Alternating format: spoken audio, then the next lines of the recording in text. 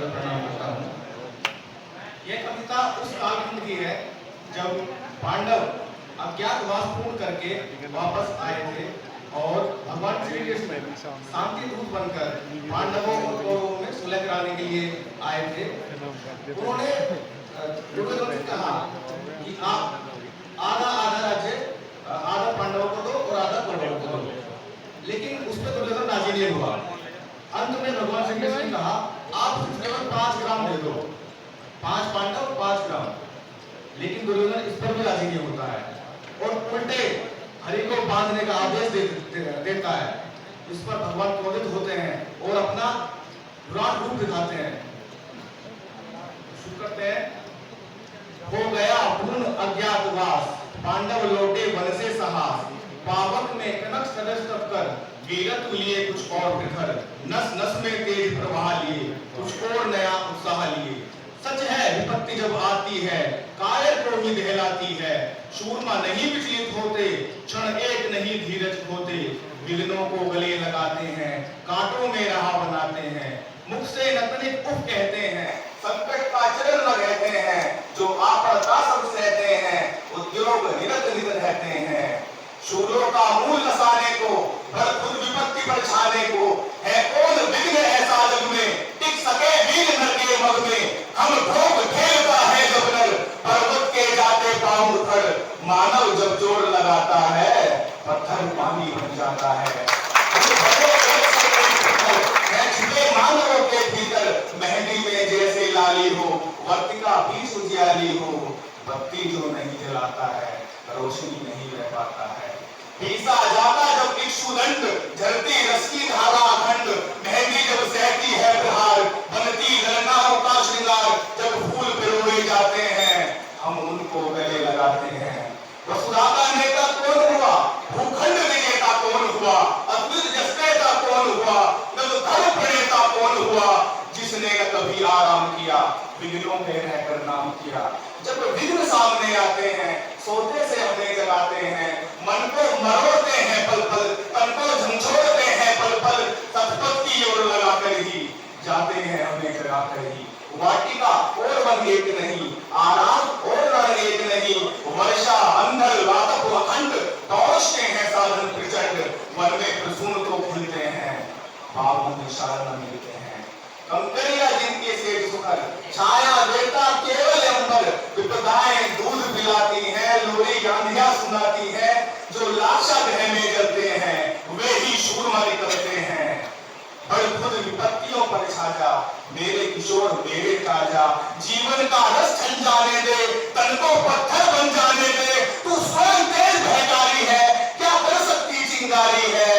वर्षों तक भर में घूम घूम, पाता विघ्नों को चूम चूम, सह धूप घाम पानी पत्थर, पांडव आए कुछ और निकल।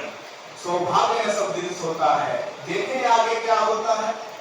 मैत्री की राह बताने को, सबको सुमार्ग पर लाने को, दुर्योधन को समझाने को, भीषण विध्वंस बचाने को, भगवान हस्तिनापुर आए, पांडव का संदेशा लाए।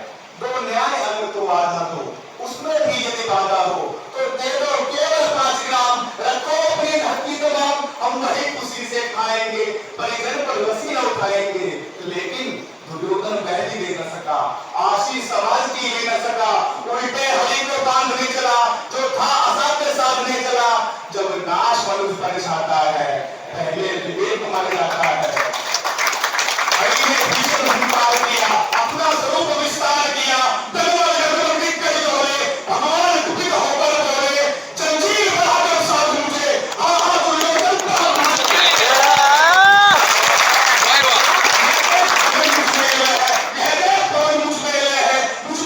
संसार सकल, मुझमें मेरे झंकार सकल, अमृत फूलता है मुझमें, संहार झूलता है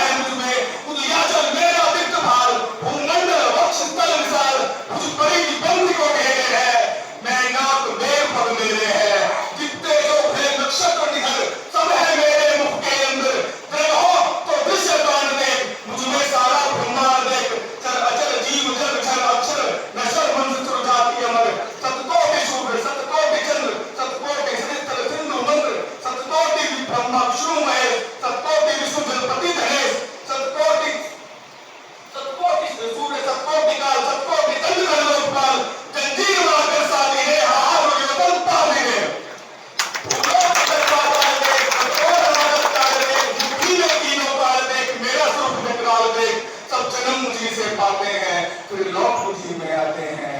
जीवा से कड़ती ज्वार ससन, सांसों में पाता नया पवन, पड़ जाती मेरी दृष्टि जिधर, हंसने लगती है सृष्टि उधर। मैं जब भी ढूंढता हूँ लोचन, छा जाता चारों ओर मरण। बांधने मुझे तो आया है, जंजीर बड़ी क्या लाया है। यदि मुझे बांधना चाहे वन, तो पहले बांध में आनंद मगन।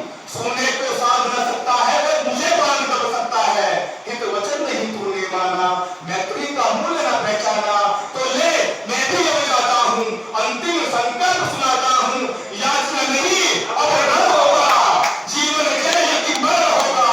टकराएंगे नक्षत्र निधर, बरसेगी धूप पर वही बिधर। फलशेष नाग का डोलेगा, विकराल काल मुंह खोलेगा।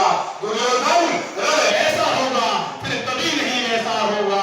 भाई पर भाई टूटेंगे, दुश्मन धूम से छूटेंगे। व्यास सुख लूटेंगे, सौभाग्य मनुष्य के फूटेंगे।